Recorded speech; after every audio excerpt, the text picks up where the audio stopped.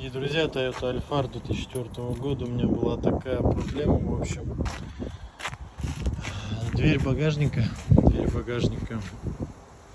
она постоянно на кочках, на ямках хрустела, кряхтела, издавала разные звуки.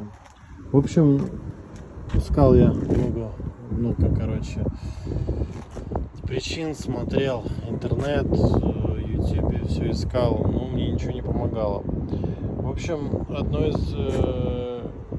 решений по YouTube, конечно, предлагали вот сюда накрутить изоленту. Я накрутил ее, ее еще не выкрутил.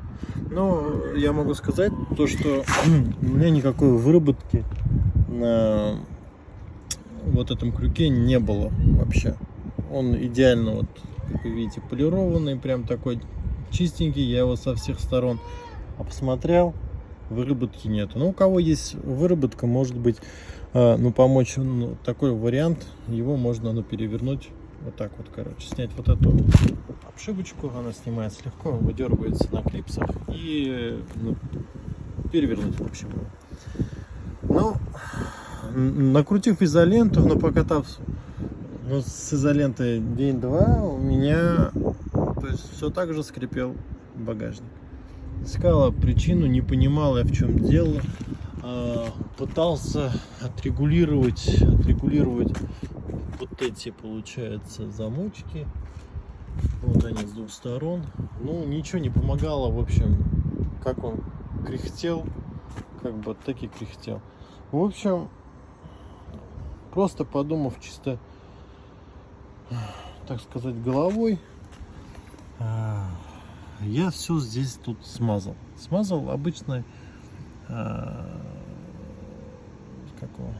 средством для смазывания шрусов. В общем, что было дома, то я сделал. Идеально все смазал со всех сторон, пружинки, то есть всю стенку, все остальное, с двух сторон все смазал. Еще здесь тоже смазал, пока кисточка была немножко грязная. Так немножечко смазал, там ничего не скрипело. Замки там немножечко подмазал, как видите.